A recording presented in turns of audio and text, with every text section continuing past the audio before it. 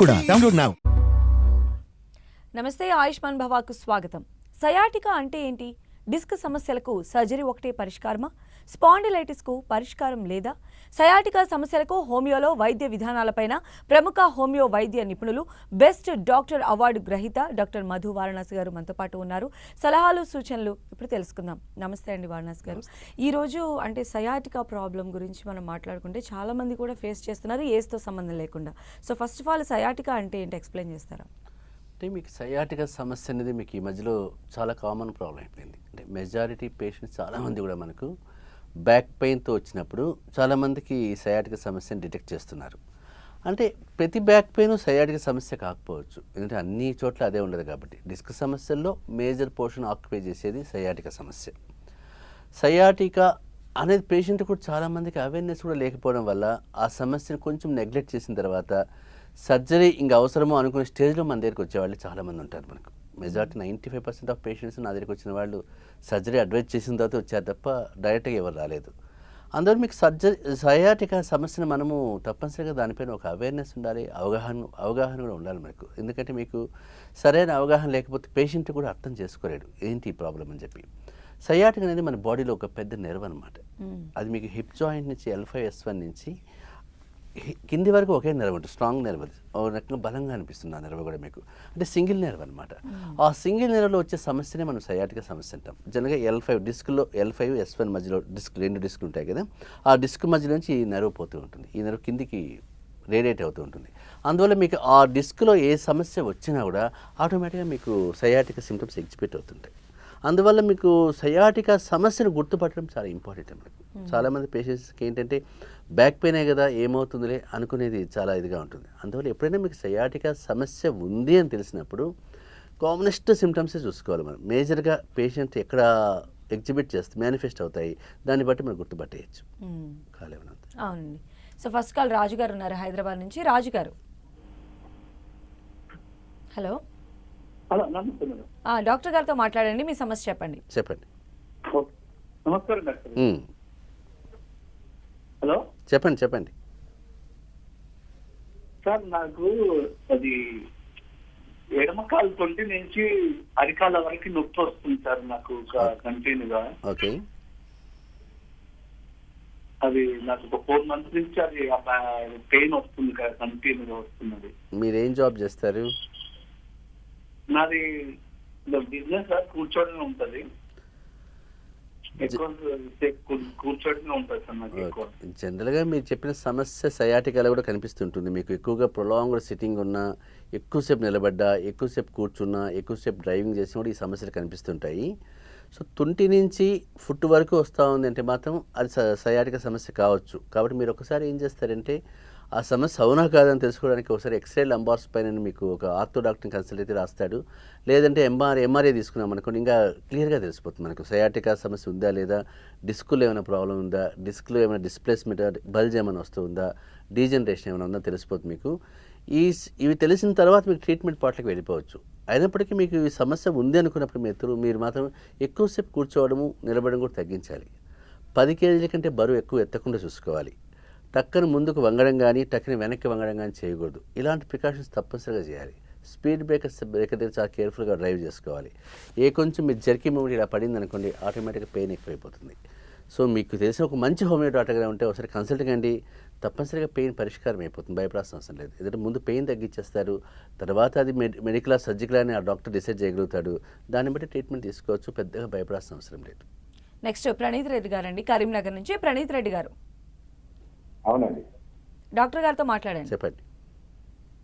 నమస్తే అండి. నమస్తే సార్, నాకు దీని ప్రాబ్లం ఏమవుతుందంటే సార్ అవాస్క్యులర్ నెక్రోసిస్ అంటే సార్ ప్రాబ్లం పేరు ఏవిఎస్, ఏవియన్. తొంటి నుంచి పార్ట్ ప్రాబ్లం బాగుందండి. నేను ఇది shock wave therapy treatment already Gujarat లో తీసుకున్నాను సార్. ఓకే. అది సక్సెస్ కాలేదండి. ఓకే. ఇప్పుడు దీనికి ఏమైనా సర్జరీ అయినా సార్, ఇంకేమైనా వేరే ఆల్టర్నేటివ్ ఏమైనా ఉందా? జనరల్గా మీకు అవాస్క్యులర్ నెక్రోసిస్ కేసు నేను చాలా చూశాను. మీరు పెద్దగా అంటే చాలామంది వాళ్ళు సర్జికల్ ఇంటర్వెన్షన్ చెప్తారు మీకు ఆ కేసులో, ఎందుకంటే పేషెంట్ కూడా సఫర్ అవుతుంటాడు. ఎందుకంటే మీకు పెయిన్ కావచ్చు, నమ్నెస్ కావచ్చు, షార్ప్ పెయిన్ కావచ్చు, సెన్సేషన్ లేకపోవచ్చు, ఇవన్నీ జరుగుతుంటాయి. కాబట్టి బట్ నేను ఇచ్చే అడ్వైజ్ మీకు ఏంటంటే ఒక్కసారి మీరు ఎంఆర్ఐ తీసుకొని నా దగ్గర రావడమే మంచిది. ఎందుకు చెప్తున్నానంటే ఇది హ్యాండిల్ చేసే డాక్టర్ ఎక్స్పర్ట్ అయి ఉండాలి కంపల్సరీ. మామూలు డాక్టర్కి చూపిస్తే మీకు ఇది తగ్గే ఛాన్సెస్ లేదు కాబట్టి ఈ కేసెస్ నాకు తెలుసు. దాని మెథడ్ ఆఫ్ ప్రోగ్నోసిస్ కూడా ఎలాంటిదో తెలుసు. ఎందుకంటే ఇంతవరకు ఎవరు సర్జరీకి వెళ్ళలేదు, నాకు తెలిసి హ్యాపీగానే ఉన్నారు. సో మీరు ఆ కంప్లైంట్ ఉన్నప్పుడు మీ ఎంఆర్ఐ తీసుకుని వస్తారు, నన్ను కన్సల్ట్ కండి, పరిష్కారం చూపిస్తాను. అప్పుడు సర్జరీనా మెడికల్ మేనేజ్మెంట్ అని నేను చెప్పగలుగుతాను మీకు. ఎందుకు ఈ కేసులో నా దగ్గరికి రావాలని మీకు చెప్పాను కదా, మీకు దీనికి ఎక్స్పర్టైజ్ ట్రీట్మెంట్ ఉండాలి, ఎక్స్పర్ట్ డాక్టర్ ఉండాలి. అంతేకాని ఏదో హోమియోపతి తీసుకున్నాం అక్కడెక్కడో మేము పోతే కన్సల్ట్ కావచ్చా అని నన్ను అడిగితే దానికి నేను వద్దని చెప్తాను. సో మంచి డాక్టర్ని సెలెక్ట్ చేసుకోవడంలో ఇలాంటి కేసులో మీరు తప్పనిసరి రండి, పరిష్కారం చూపిస్తాను. నెక్స్ట్ నాగభూషణం గారండి భీమవరం నుంచి. నాగభూషణం గారు హలో.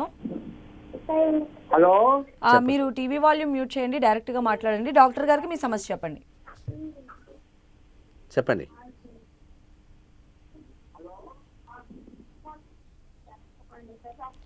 సార్ నాగభూషణం గారు. నమస్కారం సార్. భీమవరం నాగభూషణం నా పేరు. చెప్పండి. సార్ నేను ఎక్కువ కూర్చొని వర్క్ చేయడం వల్ల మెడని బాగా పట్టేసింది సార్. ఓకే. అది అటు ఇటు మెడ కలపలేకపోతున్నాను. ఓకే. చాలా ఇబ్బందిగా ఉంది సార్. అది నాకు స్పాండిలైటిస్ అని అన్నారు కానీ నేను దానికోసం మెడిసిన్స్ ఉన్నాయో చెప్పండి సార్. స్పాండిలైటిస్ సమస్య మీకు చాలా పెద్దగా మీరు భయపడేంత సమస్య కాదండి. అది డిస్క్ స్పాజం కూడా డెవలప్ అయి ఉంటుంది మీకు, ఎందుకంటే మెడ తిప్పలేకపోతున్నారు కాబట్టి. ఒకసారి మీరు ఎంఆర్ఐ తీయించుకోండి, సర్వైకస్ పెయిన్, అలా అక్కడ ఏం ప్రాబ్లం ఉందో తెలుస్తుంది మనకు. బోన్స్లో ఏమైనా మార్పు, డిస్క్లో ఏమైనా ప్రాబ్లం వచ్చిందా, డిస్క్ బల్జ్ అయిందా, డిస్క్ ప్రొట్రూజన్ అయిందా కూడా తెలుస్తుంది మీకు. అప్పుడు మనం ట్రీట్మెంట్లోకి వెళ్ళచ్చు. అందువల్ల మీకు ఆ ఒక్కసారి ఎంఆర్ఐ తీయించుకుని ఆ ట్రీట్మెంట్ తీసుకుని ఒక మంచి డాక్టర్ని కన్సల్ట్ కండి. అది స్పాండిలైటిస్ సమస్య అయినా సరే, స్పాజం అయినా సరే, డిస్క్ డీజనరేటివ్ డిజార్డర్ అయినా సరే మేనేజ్ చేయొచ్చు, భయపడాల్సిన అవసరం లేదు. ఎందుకంటే ఇవన్నీ రెగ్యులర్గా చూసే కేసులే కాబట్టి మీరు పెద్దగా దాని గురించి ఆలోచించాల్సిన అవసరం లేదు. కానీ ఏదైనా సరే డయాగ్నోసిస్ ఫస్ట్ ఇంపార్టెంట్. డయాగ్నోసిస్ అయిన తర్వాత మనం ట్రీట్మెంట్లోకి వెళ్ళాలి తప్ప నొప్పి ఉంది కదా నాకు చెప్పేయండి సార్ అంటే మిమ్మల్ని చూడకుండా నేను చెప్పడము మంచిది కాదు, అది సరైన ట్రీట్మెంట్ కాదు. అలానే డాక్టర్ గారు మీరు ఒక 15 ఇయర్స్గా ఈ డిస్క్ ప్రాబ్లమ్స్కి సంబంధించి మీరు ఎగ్జామిన్ చేస్తూనే ఉన్నారు. బోల్డ్ని కేసెస్ కూడా మీరు చూసి ఉంటారు. అలాంటి ఒక కేస్ స్టడీని మాతో షేర్ చేసుకుంటారా? అంటే మీకు నేను ఆల్మోస్ట్ 95% ఆఫ్ కేసెస్ అన్నీ కూడా నేను చూసిన సర్జికల్ కేసెస్. అంటే నా దగ్గరికి వచ్చిన ప్రతి పేషెంట్ సర్జరీ అడ్వైజ్ చేస్తూనే వచ్చారు. అంటే మీకు చాలామంది సయాటిక సమస్య అయినా, డిస్క్ ప్రాబ్లమ్స్ ఉన్నా కూడా అసలు ఇంకా పేషెంట్ లేవలేని స్టేజ్లోనే వస్తారు. అంటే మన దగ్గరికి వచ్చిన పేషెంట్స్ పట్టుకునే వస్తారు, ఇలా అటెండెన్స్ తీసుకుని వస్తారు. ఈవెన్ లేవలేకుండా మూమెంట్ రెస్ట్రిక్ట్ అయిపోయి తీసుకొచ్చిన వాళ్ళే అందరూ కూడా ఉన్నారు. ఎవరు కూడా క్లినిక్లో హ్యాపీగా వచ్చి చూపించుకుపోయిన వాళ్ళు చాలా తక్కువ, 10% ఉంటే ఎక్కువ. నాకు మిగతా 80-85% మూమెంట్ లేని వాళ్ళే. అంటే మీకు ఇలాంటి కేసుల్లో కూడా మీకు నేను చూసిన కేసుల్లో ఆల్మోస్ట్ అది ఎక్కువగా నాకు అవుట్ స్టేషన్ పేషెంట్స్ వస్తారు కాబట్టి అనంతపురం కానీ, కాకినాడ కానీ, కదిరి నుంచి వచ్చిన వాళ్ళకి, తిరుపతి నుంచి వచ్చిన వాళ్ళు, కరీంనగర్, వీళ్ళందరూ కూడా ఏంటంటే పేషెంట్ తీసుకొచ్చిన వాళ్ళే, సపోర్ట్తో వచ్చిన వాళ్ళు. అసలు ఇలా పట్టుకోకుని ఈవెన్ ఆ రూమ్లో కూడా మేము ఎక్కలేము సార్, మాకు మీరు బయటకు వచ్చి చూడండి అని చెప్పిన వాళ్ళు ఉన్నారు. ఎత్తుకొచ్చి ఇట్లా తీసుకొచ్చిన వాళ్ళు. ఎందుకంటే మన క్లినిక్ లోపలికి వీల్ చైర్ ఉండదు, ఫెసిలిటీ ఉండదు కాబట్టి ఎత్తుకొని రావాల్సి వస్తుంది మీకు. అంటే నేను చెప్పి ఇలాంటి కాంప్లికేటెడ్ కేసెస్ కూడా మనము హోమియోపతి హ్యాండిల్ చేసినప్పుడు అంత సీవియర్ పెయిన్ కూడా మీకు 1 మంత్లో తగ్గిన తర్వాత పేషెంట్ 2nd మంత్లో సింగిల్గానే వచ్చాడు చాలామంది. అంటే ఏ అటెండెన్స్ లేకుండా వచ్చి హ్యాపీగా చూపించుకొని వెళ్ళారు. ఇప్పుడు అదే మిరాకిల్స్ అంటే అది అద్భుతాలే తప్ప సైకలాజికల్ ట్రీట్మెంట్ ఏం కాదు అది. అంత నొప్పి ఉండే పేషెంట్ సైకలాజికల్గా తగ్గింది, ఏదో నా వారణాసి చూస్తాను తగ్గిపోయింది అనుకోవడం తప్పది. అంటే మీకు ఇక్కడ నేను ఏం చెప్తున్నానంటే అంత సివియారిటీ ఉన్నా కూడా హోమియోపతి అలాంటి కేసులు నేను వేరే కేసులు చూశాను. నిజం చెప్పండి, నాది డిస్క్ ప్రాబ్లమ్స్లో నేను చూసిన కేసులు నా ప్రాక్టీస్లో చాలా ఎక్కువ చూశాను. నేను చూసే 4-5 కేసుల్లో మేజర్ కేసుల్లో ఇది కూడా నాది మేజర్ కేసే, డిస్క్ సమస్యలు. సో ఇలాంటి పేషెంట్స్ అందరూ కూడా ఒక రకంగా వాళ్ళు దేవుడిలాగా చూస్తారు. ఎందుకంటే మేము ఇంత సఫర్ అయిన పేషెంట్, మాకు రేపు సర్జరీ అనగా వచ్చిన పేషెంట్స్ ఉన్నారు చాలామంది. రేపు సర్జరీ చేయించుకోవాలనుకున్న వాళ్ళు ఆ రోజు ఈవినింగ్ ఎవరో చెప్తే అక్కడి నుంచి డిశ్చార్జ్ అయిపోయి వచ్చిన వాళ్ళు ఉన్నారు. అంటే అలాంటి క్రైసిస్లో ఉన్న పేషెంట్స్ కూడా రికవర్ అయిపోయారు. ఇప్పుడు వాళ్ళు 10 years 12 years నుంచి హ్యాపీగా ఉన్నారు. ఎవరు కూడా మళ్ళీ సర్జరీకి వెళ్ళలేదు.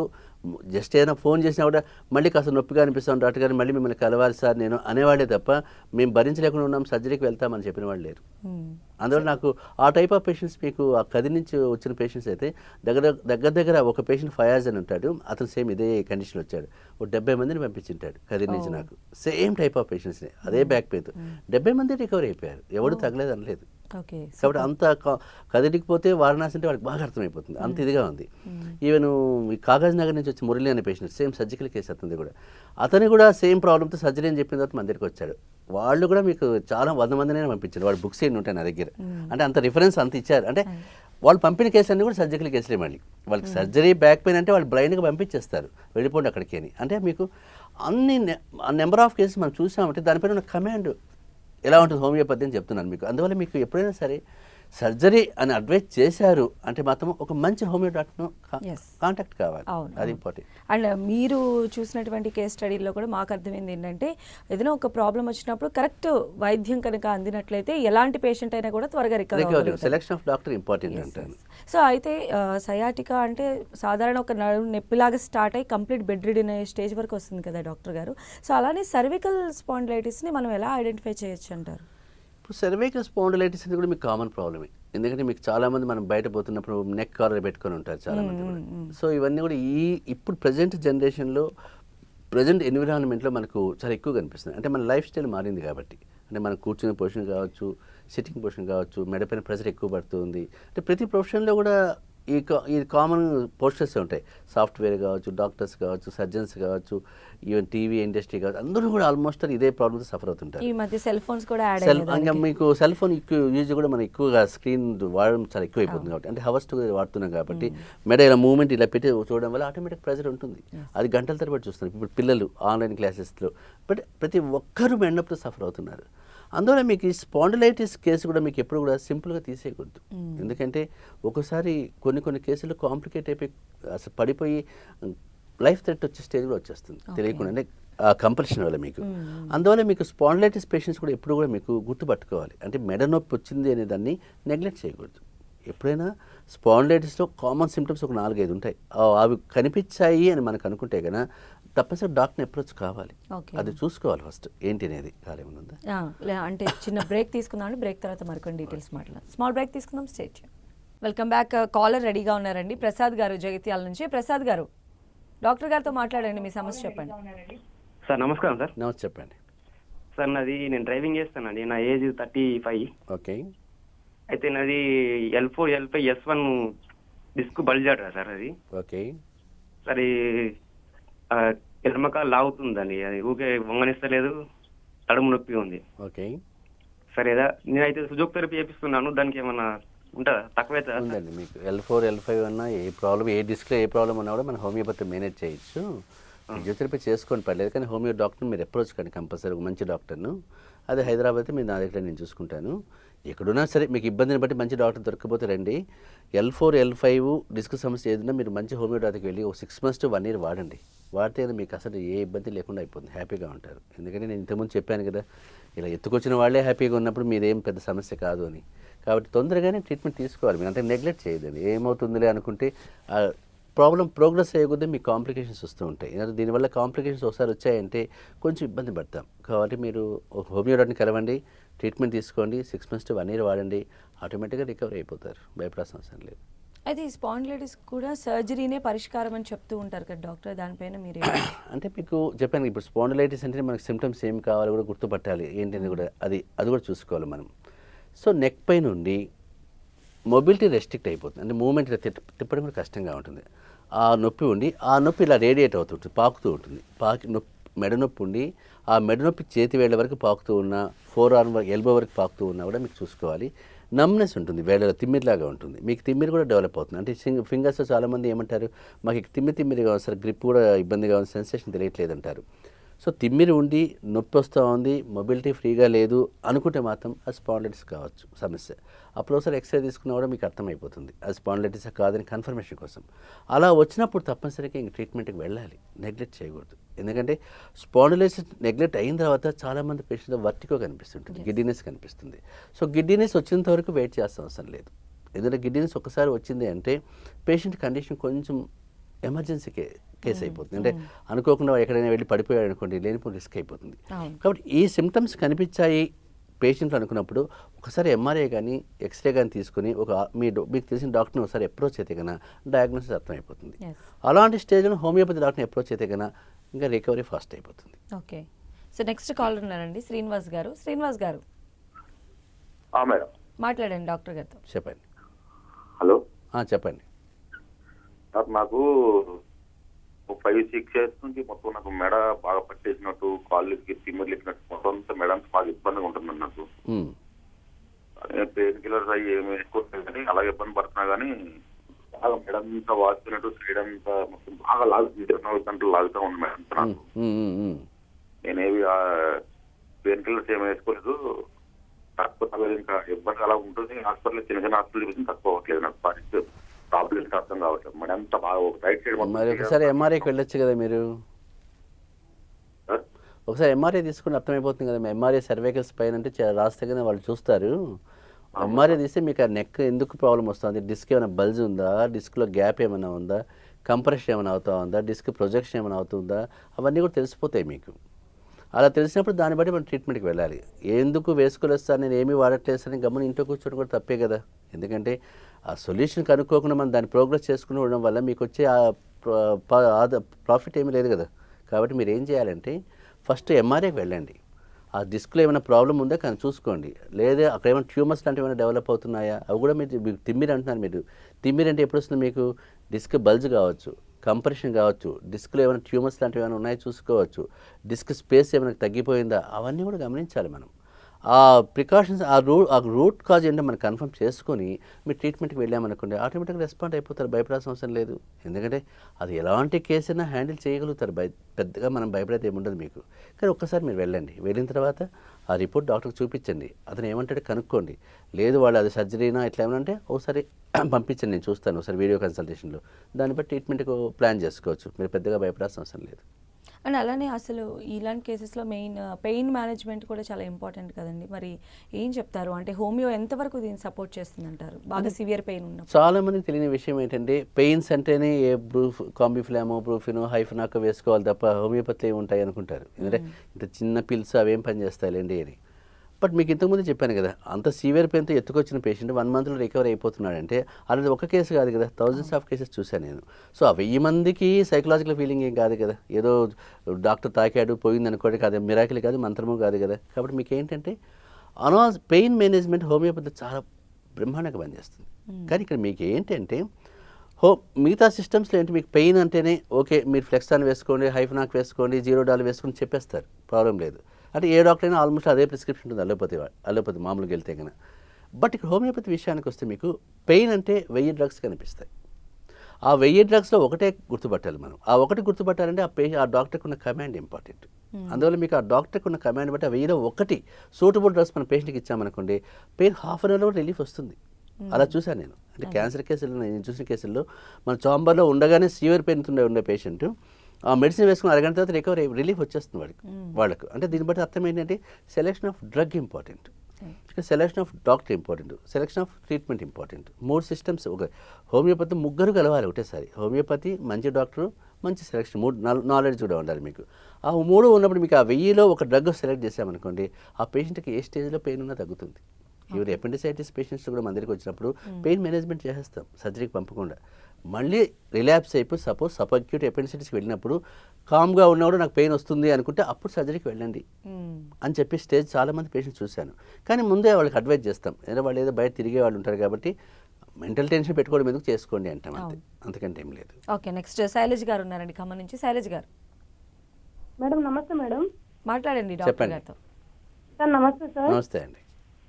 సార్ మా వారికి ఈ తొడకాలు కింద నుంచి బాగా పెయిన్ వస్తుంది సార్. ఓకే, అది సయాటికా అని చెప్పారు సార్. ఓకే, నిన్ననే ఎంఆర్ఐ తీసుకున్నారు సార్. ఓకే, ఈ ఎల్పై దగ్గర అంతా లోనికి ఒత్తుకుపోయిందని చెప్పారు సార్. పెయిన్ బాగా వస్తుంది.